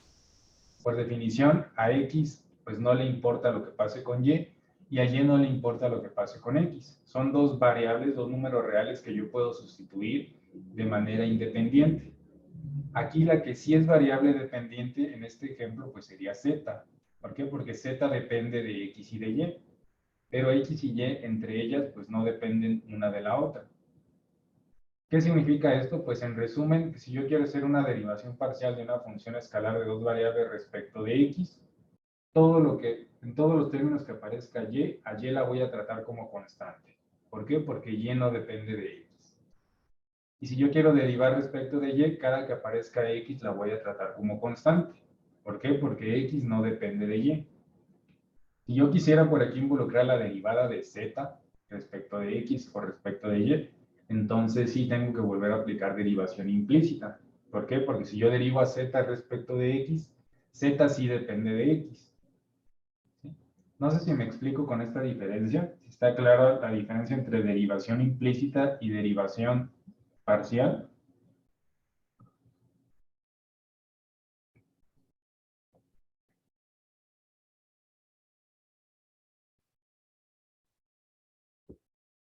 Creo que sí. ¿Sí? Más o menos, profesor, Lo más o vamos menos. a... Ajá. Perdón, ¿alguien estaba comentando algo?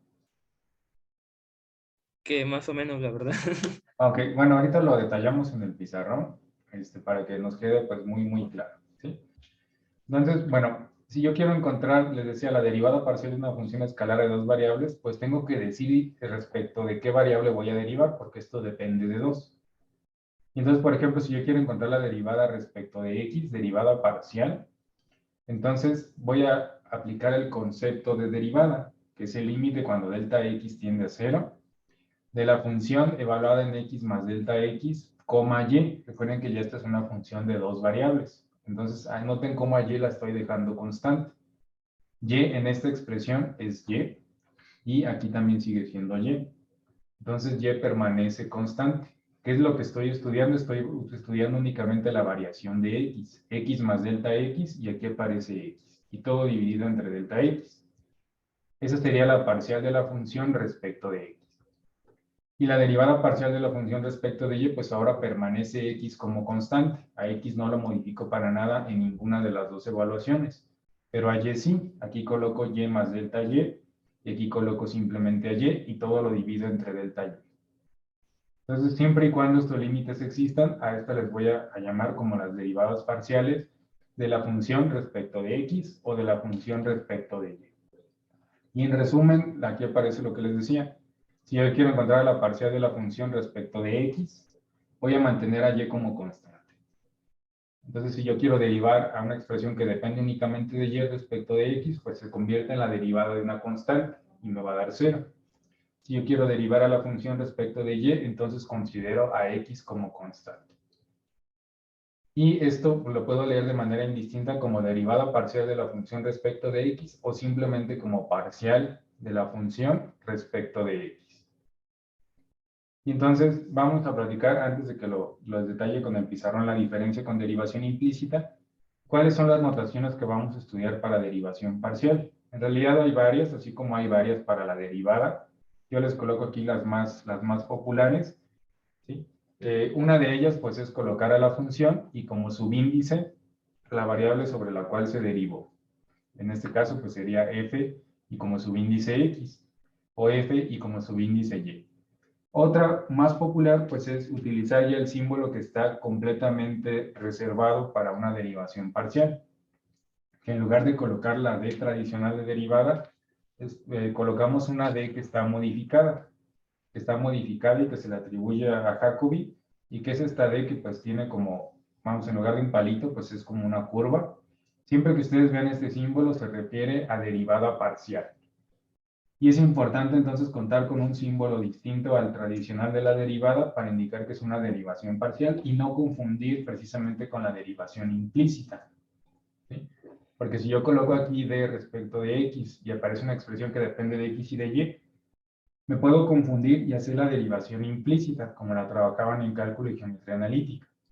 Entonces es útil contar con otro símbolo para tener claro cuándo es derivación parcial y cuándo es derivación convencional, vamos a decir. ¿Sí? Entonces siempre que ven este tipo de D, se refiere a una derivada parcial. ¿Sí? Y pues las letras significan lo mismo que en una, que en una derivada. ¿Sí? Es decir, arriba coloco la función que voy a derivar y en la parte de abajo la variable sobre la cual voy a derivar. Esto lo podría leer entonces como la parcial de f respecto de x, la parcial de z respecto de x, la parcial de f respecto de y la parcial de z respecto de y. ¿Sí? Y si quiero evaluar estas derivadas parciales en un punto, recuerden que también la derivada muchas veces en cálculo seguramente la evaluaron en un punto para encontrar la pendiente de una recta tangente.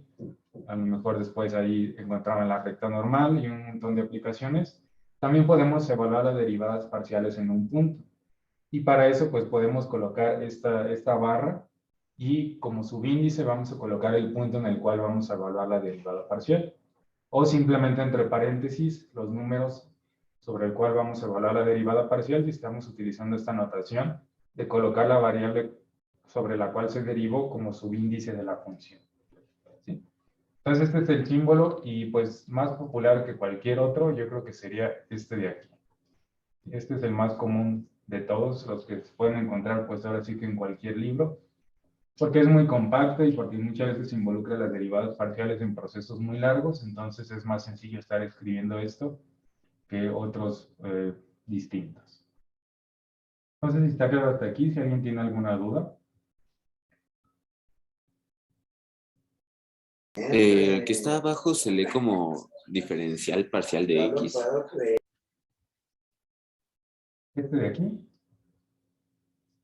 Es que, bueno, la de X, como se escribe en tipo fracción, la derivada, se lee como derivada de tal sobre diferencial de X o algo así. Entonces, este es diferencial parcial. No, el concepto de diferencial aquí todavía no. Sí lo vamos a trabajar, pero un poquito más adelante ya vamos a hablar de lo que se llama diferencial total. Aquí este símbolo completamente se lee como uno solo. Es decir, aquí no hay que leerlo como un cociente de diferenciales, que sí lo podemos hacer para algunas aplicaciones de cálculo en el contexto de derivadas, entender a la derivada como un cociente de diferenciales. Aquí no, aquí todo esto lo vamos a leer únicamente como parcial de f respecto de x, o derivada parcial de la función f respecto de x. ¿Sí? No vamos entonces aquí a hacer una distinción entre parcial de f dividido entre diferencial de x o diferencial parcial. No, simplemente vamos a leer derivada de la función, pero derivada parcial o simplemente parcial de la función respecto de x. ¿Sí? Ok, sí, gracias. Muy bien. ¿Alguien más tiene alguna duda? Por aquí tengo una pregunta que me dicen que en este caso, ¿para qué nos servirán las derivadas parciales? Ahorita se los voy a comentar qué es lo que nos representan, ¿sí? Un poquito más adelante de manera gráfica. Pero no sé si alguien tiene alguna duda hasta aquí.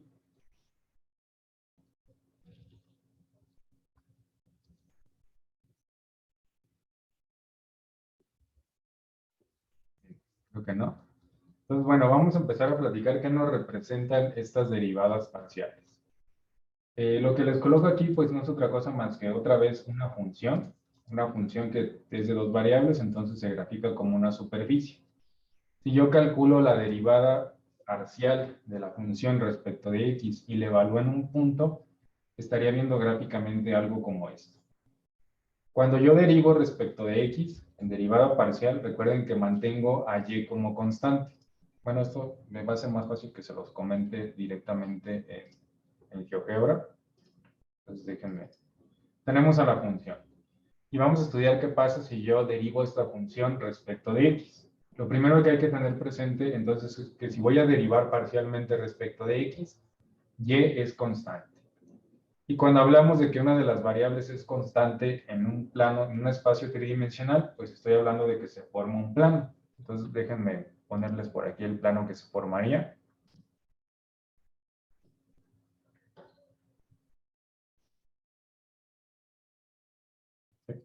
Bien, este de aquí es el eje Y. Si yo digo que Y va a ser constante, entonces estaría formando un plano. Y ese plano, pues yo lo puedo estar moviendo. Puedo estar moviendo ese plano dependiendo del valor de Y. Recuerden que yo quiero evaluar la derivada parcial en un punto, entonces ese punto va a tener su coordenada en Y. Y vamos a estar formando un plano. Ese plano con esta superficie, pues va a formar una intersección, que sería esta de aquí. Estaría formando una curva. Entonces, noten que cuando yo digo que Y va a ser constante, es como si ya dije que voy a bajarle una variable a mi función, porque si Y va a ser constante, ya la voy a dejar de tratar como variable.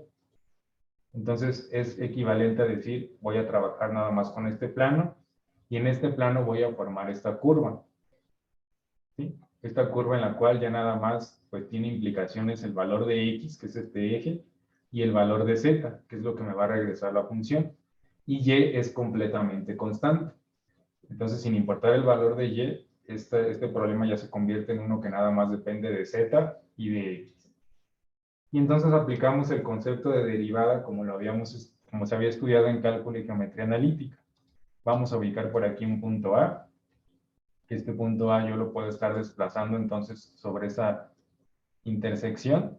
Bueno, perdón, sería más bien este de aquí. Yo lo puedo estar desplazando sobre esta curva que es la intersección. Y si entonces yo calculo la derivada parcial de la función evaluada en este punto, pues nuevamente va a aparecer una recta tangente, ¿sí? Y esa derivada parcial en este punto, pues lo que nos va a estar calculando es la pendiente de esta recta tangente en este punto, ¿sí? Si yo cambio la coordenada en y del punto, pues voy a estar moviendo este plano, pero el concepto de derivada pues va a seguir siendo la pendiente de la recta tangente a la superficie en este punto. No sé si está claro.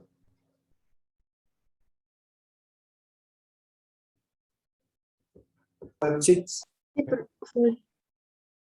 Bien, recuerden que la derivada nos indica qué tanto está cambiando la función respecto a un cambio en el dominio. Y si yo hago un cambio pequeñito en el dominio, ¿qué tanto está cambiando ahí la función? En funciones de una variable, pues era el cambio de x y qué tanto cambiaba la función, qué tanto cambiaba y. Aquí tenemos dos variables independientes. Entonces yo tengo que clasificar el cambio. Tengo que decir qué tanto está cambiando la función respecto de x, pero sé que también existe un cambio de la función respecto de y. Entonces por eso aparece del concepto de derivada parcial, porque esta derivada es parcial, solamente me indica el cambio respecto de una variable. Si yo quiero entonces involucrar a la otra variable, tengo que trabajar con otra parcialidad, con otra derivada parcial, ahora de la función, respecto de la otra variable que en este caso es y. ¿Sí? Y entonces el concepto es el mismo. Cuando yo quiero derivar respecto de y, x permanece constante y ahora voy a ver un plano paralelo al eje x. ¿Sí? Y ese plano pues nuevamente lo podemos estar moviendo. Vamos a hacerlo coincidir pues justamente con este punto. Y vamos nuevamente a colocar entonces un punto, que ese punto, bueno, hay una intersección entre este plano y la superficie, que es la que ustedes están observando aquí. Este punto lo podemos mover, otra vez lo voy a hacer coincidir con este de aquí. Y si ahora yo calculo la derivada parcial de y de la función en este punto, pues ahora estaría formando una nueva recta tangente a esta curva que es la intersección en este punto. Y esa derivada parcial pues me indica la pendiente de esta recta tangente. Y entonces, estos derivados parciales lo que me permiten, pues va a ser decir, bueno, en este punto, ¿qué tanto está cambiando la función respecto de x? Pero también, ¿qué tanto está cambiando la función respecto de y? Y los puedo trabajar de forma independiente. Entonces, la derivada nos permite estudiar exactamente lo mismo. El cambio de una función respecto de un cambio de los valores del dominio. En este caso, pues hay dos variables, entonces hay que estudiarlas de forma independiente. Más adelante, en el último tema del curso, vamos a estudiar el concepto de derivada direccional. Y ahora imagínense que a mí me interesaría saber qué cambio está teniendo la función en esta línea de aquí que estoy moviendo el cursor. Por eso lo vamos a estudiar pues más adelante. Entonces, no sé si está claro el concepto de derivada parcial. Sí, quedó más claro. Está interesante. Muy bien. Entonces, para no dejar todo esto en el, pues ahora sí que en el tintero, vamos a pasarnos a un ejercicio y la siguiente clase pues comentamos un poquito más de esto. Lo que quiero es que vean lo sencillo que va a ser hacer derivaciones parciales porque es más sencillo incluso que la derivación implícita. Entonces vamos a empezar con este primer ejercicio, que es encuentre la derivada parcial de cada función respecto a cada variable involucrada. Y vamos a partir de una función muy sencilla.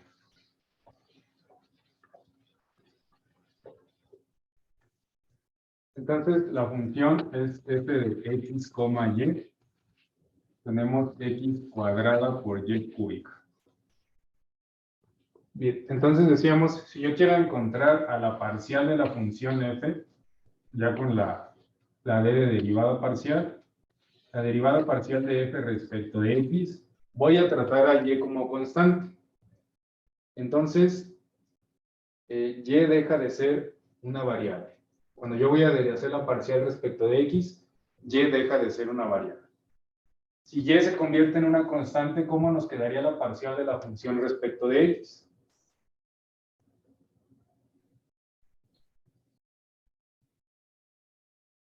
Sería x, ¿seguiría con x cuadrado más delta x o 2x más delta x? ¿Sí? Recuerden que aquí solamente es derivada. Cuando le agregamos el dx es cuando hablamos de diferencial. ¿Sí? Pero aquí solamente vamos a derivar. Entonces, tratamos a y cúbica como constante. Si y cúbica es constante, imagínense que y cúbica en realidad es un número, que es 3, o el número que ustedes quieran. Entonces, ¿cómo derivaríamos x cuadrado por un número si lo derivo respecto de x? Queda 2xy cúbica. Así es. ¿sí? Nos quedaría 2x, que es la derivada de x cuadrada, por y cúbica, que y cúbica es constante. ¿Están de acuerdo? Sí. Y cuando derive, ahora encuentre la derivada parcial de la función f, pero respecto de y, pues voy a considerar a x como constante. Entonces, ¿cómo me quedaría la parcial de f respecto de y? Es y cuadrada por x cuadrada. Exactamente, así es.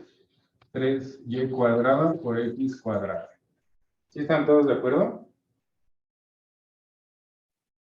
Sí. ¿Sí? Bien, recuerden que esto es distinto a derivación implícita. ¿Por qué? Porque en derivación implícita aquí tendríamos que haber tratado esta como la derivada de un producto y cada que las variables de derivación no coincidiera con la variable que quería derivar, aplicaba regla de la cadena y entonces empezaba a aparecer por ahí dy sobre dx, al final se despejaba dy sobre dx y se encontraba la derivada. ¿Por qué pasaba eso? Porque y dependía de x. Aquí x y y son variables independientes. Una no depende de la otra, por eso cuando encuentro la variación de una, no me interesa qué pasa con la otra, porque es independiente. ¿Sí? No sé si está claro. Sí. ¿Sí? Bueno, vamos a dejarlo hasta aquí porque ya se me acabó el tiempo. Ya en la siguiente clase hacemos más ejercicios. Nada más les comento rápido. El viernes entonces yo les voy a compartir lo que habíamos comentado, que sería su examen de casa. ¿Sí? Y ya platicaremos de qué día se entregaría su examen.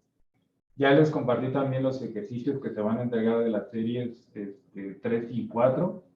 De la serie 3 solamente les estoy pidiendo que resuelvan 6 integrales de las que aparecen ahí en la lista. Ustedes las van a seleccionar. Y de la serie 4 ya les puse una lista muy breve de ejercicios que se van a entregar para que los vayan resolviendo. ¿Sí? Entonces no sé si hay alguna duda con esto.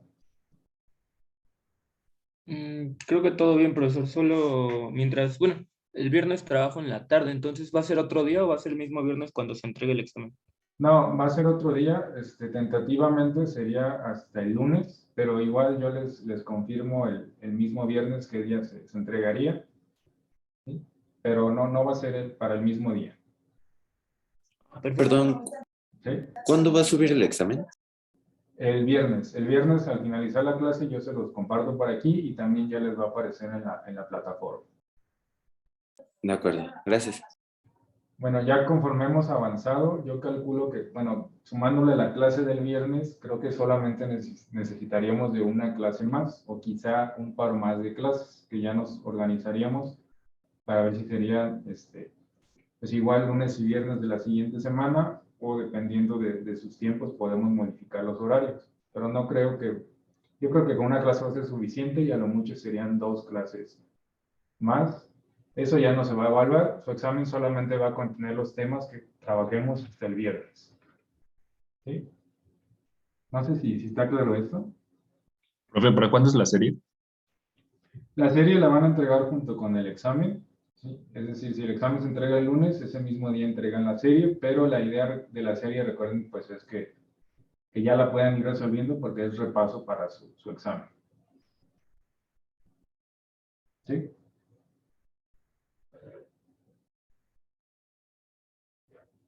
No sé si De acuerdo, profesor. Gracias.